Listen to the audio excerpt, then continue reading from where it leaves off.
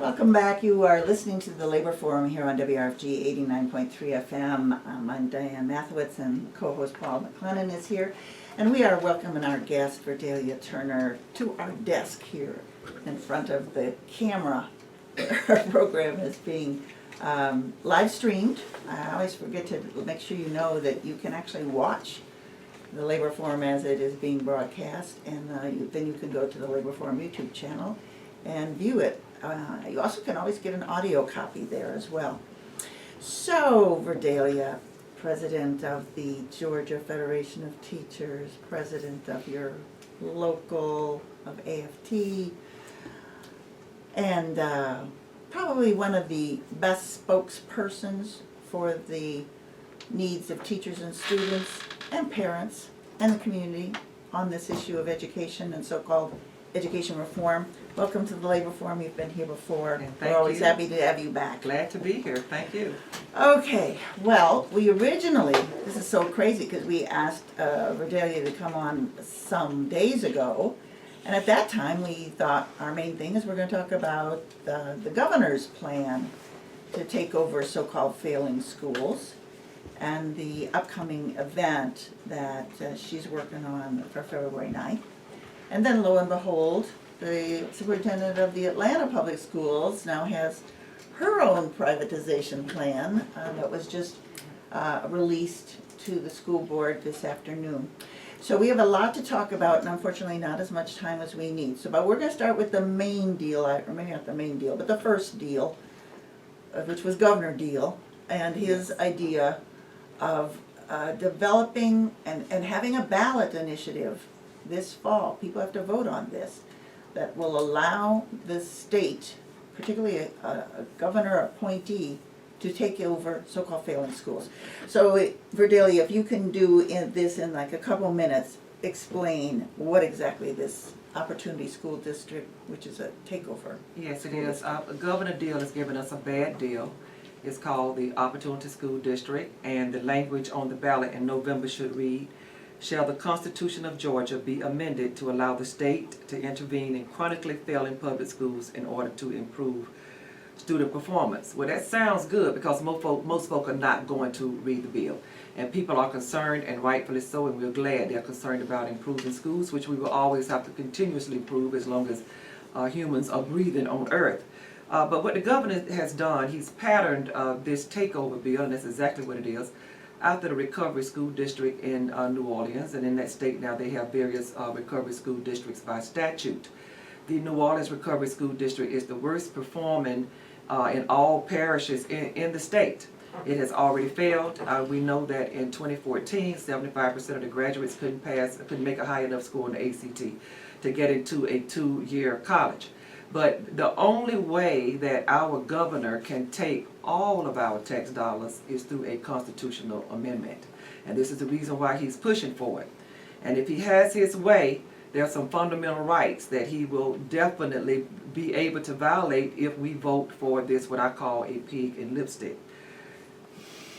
Now, we can look at the Opportunity School District 3 ways. Educationally, we know it's unsound educationally, we can prove that. Politically, we know it's unfair because it's going at our fundamental voting rights, and it will take our right away to choose our boards of educations.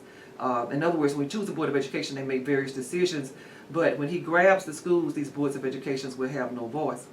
Economically, it is disastrous, and we can talk about that too. And Dr. Kostarfin in Atlanta, she says one thing, but she's doing another. Please know that I was on the superintendent search team, and the board will be reminded tonight that my board ordered me off of that search team because it was a done deal when she came in. She came in to privatize and to hand it over. That's what she's paid to do, and that's what she's going to try to do. We saw tenured teachers lose jobs in Washington, D.C. under Michelle Reed. We know that Kostarfin and various board members were celebrating with Kevin Johnson when the governor signed this ill bill. The governor is very smart. I have to take my hat off to Governor Deal. He micromanages, and some people got a watermelon and a ham to sell their vote. We're very discouraged and disappointed. We're not discouraged, but we're disappointed about that. He only got it through by 1 vote in the Senate.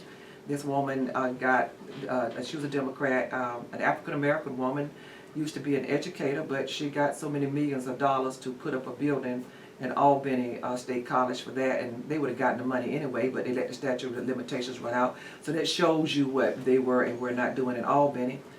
She was also put on the appropriations committee for what it's worth.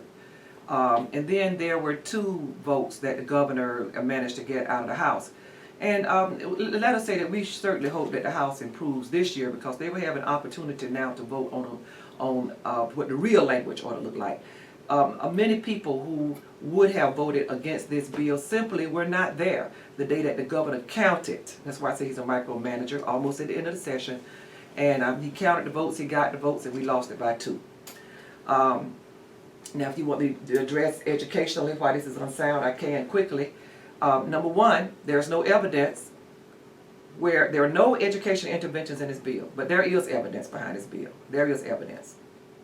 These models fail. Already failed in Tennessee. The emergency people with the emergency district up in Detroit failed. Oklahoma failed, and now he's still pushing it upon us. But what folk got to understand is that this is not about 100 schools that are mostly African American low-income schools. So we know there's an equity problem that he does not want to address, where he and his predecessor took $8 billion from these schools in Georgia, over Georgia period, took it away from us. But we know that there are inequity problems because the Organization of Economic Cooperation and Development continues to tell the United States there are inequity problems. So it just so happens that the evidence behind the governor's bill has already failed. The districts have already failed. It is not based on evidence that works. We know what works. He refuses to do what works. The community school bill that was pushed last year and the year before that, certain folk voted it down. His party voted it down, and we're trying to be nonpartisan, but his party voted it down. We know when there was a bill, as Representative Bruce had, so that parents would go into schools, because all parents can't go into schools in the evening. Some parents are grandparents, some are foster care parents, some parents are disabled, sometimes there's only one parent. There are a lot of different conditions as to why parents cannot come into the schools at the 1 or 2 times a month the school may have meetings. Well, they struck that bill down too. So we have been offering we've offered to the governor, we've offered to Superintendent Christopher what works, and they have refused. We know that we have to have community schools. Where we have community schools and community involvement and wraparound services, they work. They work all over the country. But we have various models right here in our state. They work. Marietta City Schools work, Decatur City Schools works, and apparently, Diane, the North End schools are working in Atlanta since they aren't on anybody's list. So Christopher need not come up with something new. We also know that you have to have collaboration. The governor didn't ask us a doggone thing. What he did, he created the Governor's Office of Student Achievement, and that's designed to sell the public a bunch of lies. And this goes around the Department of Education. He says he believes in less government, but he's actually created more government. The same kids that need the help, that need the wraparound services, the poor kids that we're talking about, these are the students, and I used to be one of them. I went to Bass High School, went to Whitefoot Elementary. These are the students that need medical services, pre-K, paraprofessionals, psychotherapists, counselors. These are the neighborhoods where the parents need job skills, medical intervention, etc. But this governor doesn't believe in Medicaid expansion. He called my mama and many people's mother a ghetto grandmother. This governor doesn't even believe in Voting Rights Act. Now he says, trust me blindly. Now, politically, this is unfair, because this is what will happen. When the governor grabs these schools, every school district where a school is grabbed will lose all of its money for that school. All of its money. Federal, state, and local. And get this, an extra 3% to take care of the administrators. Who would the administrators be? They would be handpicked. They would be handpicked by a czar, a new superintendent that the bill says it, only the governor can appoint that dictator, that czar. And that's what's so crucial. That's what's fundamentally wrong about the way that the governor is going about this. Can I interrupt you a second, Verdaillia? So, I mean, I think one of the things that's been noticed all across the country, and we've talked about it, we can't have trillions of dollars going for war and did not come back in social services. So all across the country, school budgets have been hit. And as you mentioned, $8 billion was taken out of Georgia education. Well, when you take that kind of money out, there's no way that teachers who then at the same time are pressed to teach to tests, True. and buildings are dilapidated, and equipment isn't there, and as you mentioned, all the counselors, the librarians, the school nurses, all those folks lose their jobs or are stretched, that the quality of education is going to be able to meet the continuing needs of school kids. So, to me, this has been a multi-year plan to sort of create a crisis, blame the teachers, not blame the politicians who put it in motion, and now figure out a way to actually seize more of this public money and put it in the hands of private management companies. Well, the former superintendent of Atlanta, Errol Davis, which is a millionaire, told me, Ms. Turner, you may as well give this up because the people with the money are going to have their way. That's what he told me. Now, this has been a very good campaign to mislead the public. Now, the population in Georgia in terms of our students, special needs students, ESOL, grew. The last census told us that. But when No Child Left Behind, No Child Left Behind came about, and now we're so glad we're backing up on that, we started making schools jump through hoops higher and higher every year. We happen to know that the criteria that the governor is using too, which is the CCRPI, does not measure individual pupil achievement. It doesn't. And in fact, the matrix has changed 5 consecutive years. So he just grabbed some darn instrument out of the sky, and he'll grab another one once he gets this passed, and you'll never be able to satisfy. But there has been a takeover in this country. Alec led, you've heard that name before, and people who are in the money-making business, as they say, the business of America is business, but the business of America is not just business, but it's some other things, but public is led to believe that. This is the privatization of schools, the privatization of city services, the privatization of water, the privatization of the military.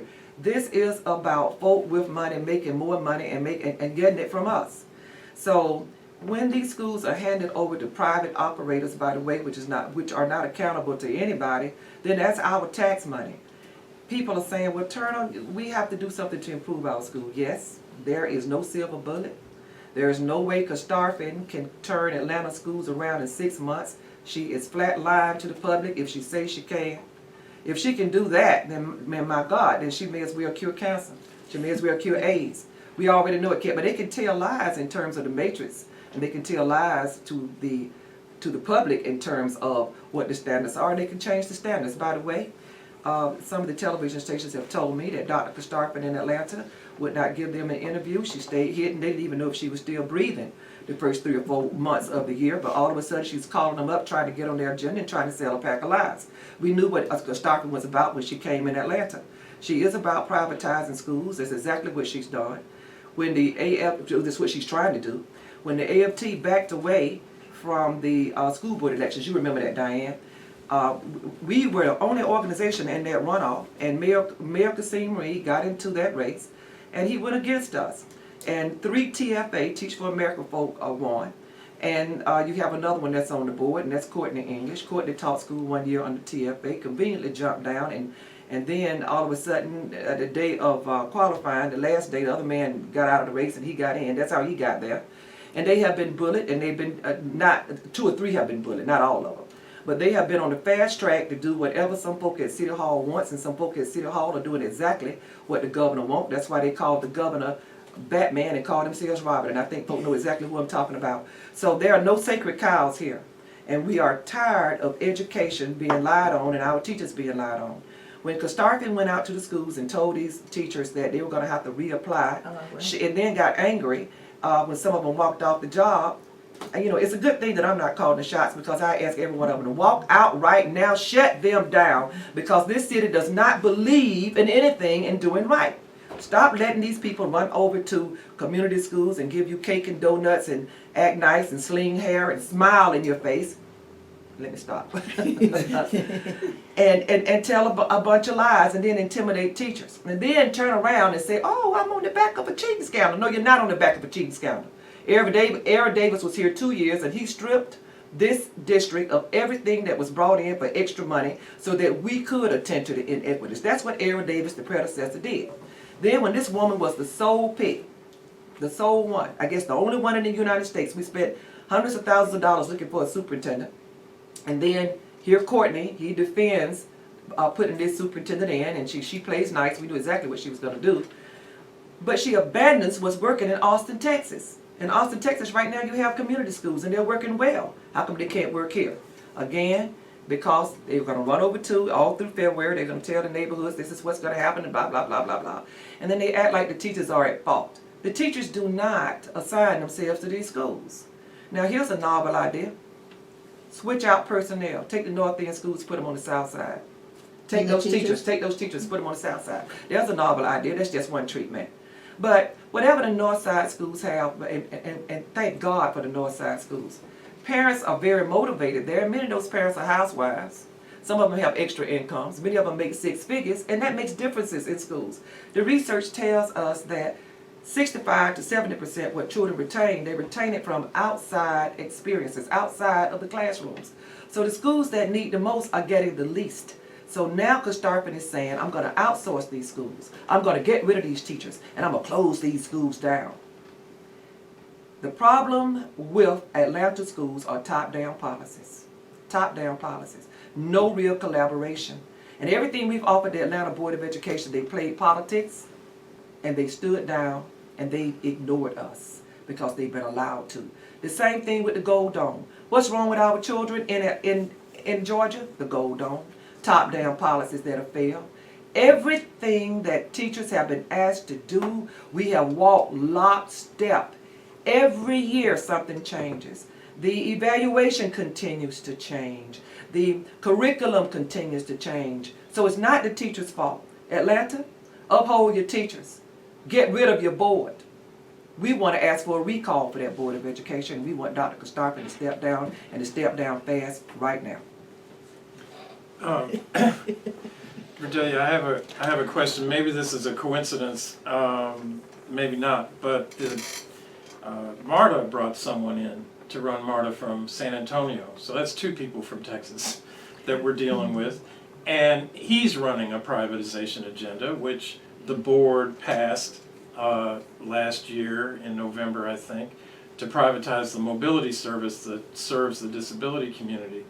So I'm just saying, in terms of this issue of accountability, that we have a MARTA board and a school board that are making decisions in the interests of the private sector when they're running public institutions. Exactly, and I'm glad you said that too. Because we will be asking, several of us will be asking every Atlanta elected official, if you are serving the city of Atlanta citizens in any fashion, be it the school board, city council, the mayor, the commissioners, the legislators, meaning the senators and the representatives. We want to know, we're going to ask for, and they'll get that letter in their hands within 2 days, where they stand. Where do you stand? Because in Atlanta, we have a culture of people helping their own type get elected and then hiding. You know, I asked several people on the text the other day where they stood on some issues. One was Kwanzaa Hall, one was Caesar Mitchell. Now, I didn't have the numbers for Mr. Almond. I think Mr. Almond, which used to be the COO, may be running for mayor. We're not sure. We haven't heard that yet. We've heard it, but we haven't officially heard it. Also, we know that Kathy Willard may be running. And I asked Caesar and Kwanzaa, in all fairness, to give me their information because we want to ask them where they stand on these issues. You want to be our mayor? You want to make us proud? Then do the right thing now. We will not be deceived again. We've helped people get elected and they have not championed our cause as they said they would because they're politically climbing and going to the bank. Politically climbing and going to the bank. So Verdaillia, we've only got a couple minutes left, so I want to make sure our listeners know about this program on February 9th, because it seems to me that when I look at the speakers list here, this is a lot of experience and a lot of analysis and that can be offered. Because this is a little confusing, as you said, people who are parents, they just want their kids to get a good education. They want them to be able to walk to school safely or get to school safely. They want them to be able to pass their tests. They want them to be able to, you know, not be bullied at school. They want them to get a good education. And so much of the rhetoric about education, about what it is really designed to confuse people. And Exactly. it goes over and over again somehow that these private companies somehow know how to do things better, you know, than public servants. They have all the money, yes. And for any of us who work for a public or a private corporation, I work for General Motors, I can tell you that they have no special gifts about knowing how to do things correctly, you know, and that for the most part, whether it's workers on a job or people in a community, the only way you get your rights is if you organize and you stand up for them. That's the way it's So- always been done, yes. So talk to us about this, a summit to reclaim the promise of high-quality public schools. Okay, this summit will be February the 9th from 9 a.m. to 1, and it's at the Coverdale Legislative Office Building. February 9th from 9 to 1, Coverdale Legislative Office Building. It's called a summit to reclaim the promise of high-quality public schools, debunking the hype of the opportunity school districts. And we have some notable speakers, and we are asking the public to come out and ask every hard question you can. Bring your baseball bats at us if they let you in the building with them, because we can prove what we're saying. We're not going to hide and then all of a sudden push something out on the public. But I'm glad you asked that, Diane. One more thing we want to say to people. Do not think that the Opportunity School District would take just 100 schools. When you read the bill, it will continue to take schools. The criteria will continuously change. So people in small towns that might be misled by whomever is speaking with them to say that, oh no, it's just these schools in certain areas. Oh no. What this will do, our grandchildren and great-grandchildren will be paying for this. The governor, if he gets his way, they can turn around and take anybody's school at any time. Nobody is safe. Everybody will be paying for these schools. Everybody. And we will have no say-so over these schools. There's no evidence behind what the governor is doing that works. He has not adopted any sound principles because it's not going to work in his favor to take the money. So we want to tell you for change, since the educators need to speak, for change, because you know that we're gagged in this state. I hope folks know that. Okay, you know, I'm not a surgeon, so I wouldn't dare try to operate on anybody. I'm not a pilot, I wouldn't fly the plane, but everybody tells teachers what to do. So come to the Debunking the Hype of Opportunity School Districts, February the 9th, 9 to 1. And hear for yourself what schools should be about, and we have the evidence behind it, and school districts to prove they work. So Verdaillia, we got like 1 minute left. So if there's somebody out there, they're driving and they want to find out more information both about this program, but also about any other kinds of opportunities that as a member of the community, as a taxpayer, as a parent, where they could hear more or get an opportunity to express their own opinion. Do you have a website, Facebook, telephone number? Yes, website, and you can find all of this information I've been talking about in the research, ga.aft.org, ga.aft.org, phone number 404-315-0222, 404-315-0222, and vote no to the opportunity. If you see a constitutional amendment, we're telling folks. You can't do that on this program. All right, sorry. Sorry. I should clear I'm so that sorry. for folks. We're an educational station. We cannot tell you what to do. Our guests can certainly explain what they think. And so Verdaillia, I think, has well explained her position on this vote. Right? Thank you, Diane. You're very welcome. Okay. So friends, thank you for tuning in today here to the Labor Forum. We want to thank both our guests, Stephen Cece, who was on earlier from the Baltimore People's Power Assembly. We want to make sure Verdaillia comes back again. She is one of the most impassioned leaders of not just the school system and teachers and students, but really in our community, who's addressing critical issues of fairness and the fight for really what is right for the majority of students. And we didn't get a chance to really talk about how this OSD will impact students with disabilities, how it allows the schools to essentially jettison your child if they decided it's not worth their while to teach them. So we're going to have her back. Thank you all for tuning in. Thank you, Paul. Thank you, Paul and Ozzy. Thank you, Christopher. And especially thank you, Verdaillia. Thank you.